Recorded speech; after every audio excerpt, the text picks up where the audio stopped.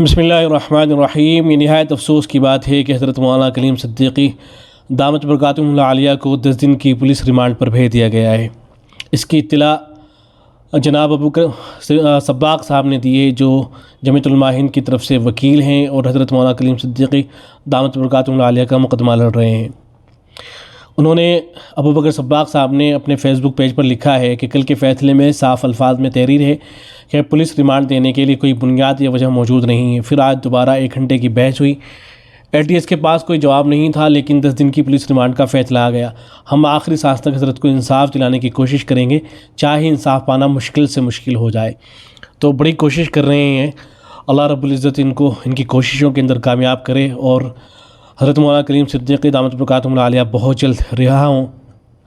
یہاں جو ریمانڈ کا لفظ آیا ہے، جب ریمانڈ کا لفظ ہم سنتے ہیں پولیس ریمانڈ کا، تو ذہنوں میں یہ بات آتی ہے عام طور سے کہ شاید اس کا مطلب یہ ہے کہ اب حضرت کو پولیس لے جائے گی اور حضرت کے ساتھ میں مار پیٹ کی جائے گی، ان کو مارا جائے گا، پریشان کیا جائے گا، ٹارچر کیا جائے گا، تکلیفیں پہنچائی جائے گی۔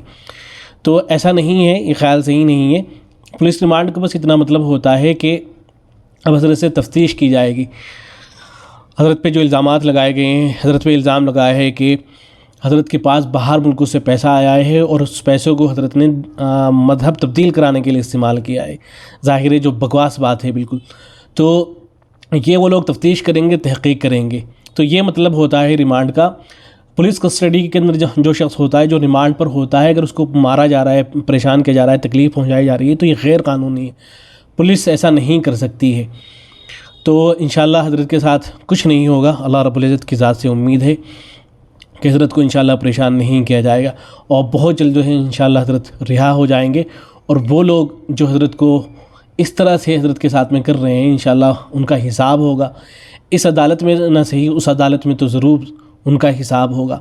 یہاں حضرت کو ابھی تو 10 دن کے لیے ریمانڈ پر بھیجا گیا ہے، لیکن اگر جو تفتیشی ایجنسیاں ہیں ان کو اگر لگتا ہے کہ مزید وہ مجسٹریٹ کے سامنے آ کے گزارش کرتے ہیں کہ ابھی ہمیں مزید وقت دیا جائے، ہم مزید تحقیق کرنا چاہتے ہیں، تو اگر جج یہ چاہے گا یا دیکھے گا کہ ہاں مزید وقت دیا جانا چاہیے تو وہ مزید وقت بھی دے سکتا ہے۔ لیکن اگر اس کو لگے گا کہ نہیں مزید وقت دینے کی ضرورت نہیں ہے، تو پھر وہ حضرت کو جو ہے رہا کر دیا جائے گا۔ تو دعا فرمائیں کہ جلد سے جلد حضرت رہا ہو جائیں۔ والسلام علیکم ورحمۃ اللہ۔